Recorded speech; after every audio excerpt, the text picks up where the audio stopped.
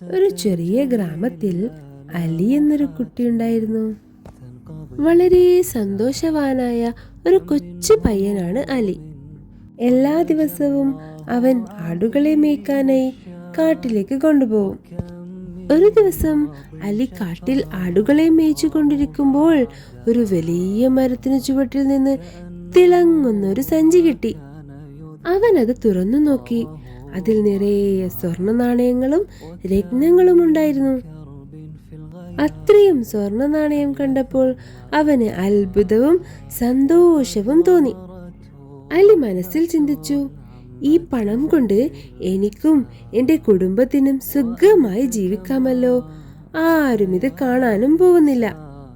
എന്നാൽ തൊട്ടടുത്ത നിമിഷം അവൻ തൻ്റെ മാതാപിതാക്കൾ പറഞ്ഞ കാര്യങ്ങൾ ഓർത്തു.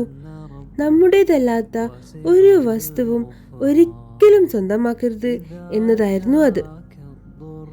അതേസമയം ഗ്രാമത്തിലെ വലിയൊരു പണക്കാരനായ വ്യാപാരി തൻ്റെ സ്വർണ്ണ സഞ്ചി നഷ്ടപ്പെട്ട് വലിയ സങ്കടത്തിൽ അന്വേഷിച്ചു കൊണ്ടിരിക്കുകയായിരുന്നു. വഴിയെ പോകുന്നവരോടൊക്കെ അദ്ദേഹം തൻ്റെ സഞ്ചി നഷ്ടപ്പെട്ടതിനെക്കുറിച്ച് സംസാരിക്കുന്നത് അലി കേൾക്കാനിടയായി. വ്യാപാരിയുടെ സഞ്ചിയാണെന്ന് മനസ്സിലാക്കിയ അലി ആ സഞ്ചി അദ്ദേഹത്തിന് തിരികെ കൊടുത്തു. തൻ്റെ സഞ്ചി കിട്ടിയ സന്തോഷവും അലിയുടെ സത്യസന്ധതയും കണ്ട് വ്യാപാരിയുടെ കണ്ണു നിറഞ്ഞു. വ്യാപാരി അലിയോട് സ്നേഹത്തോടെ പറഞ്ഞു, മോനെ, നീ കാണിച്ച ഈ സത്യസന്ധത പണത്തെക്കാൾ എത്രയോ വലുതാണ്. ഇതിൻ്റെ ഒരു ഭാഗം സമ്മാനമായി ഞാൻ നിനക്ക് തരികയാണ്. അങ്ങനെ അലിയുടെ സത്യസന്ധതയ്ക്ക് അവന് അർഹമായ പ്രതിഫലം ലഭിച്ചു.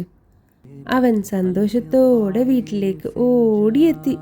ഉമ്മയും ഉപ്പയും അവന് സ്നേഹത്തോടെ ചേർത്ത് പിടിച്ചു. കഥയിലെ പാഠം: നല്ല കാര്യം ചെയ്താൽ അതിന് പ്രതിഫലം തീർച്ചയായും ലഭിക്കും.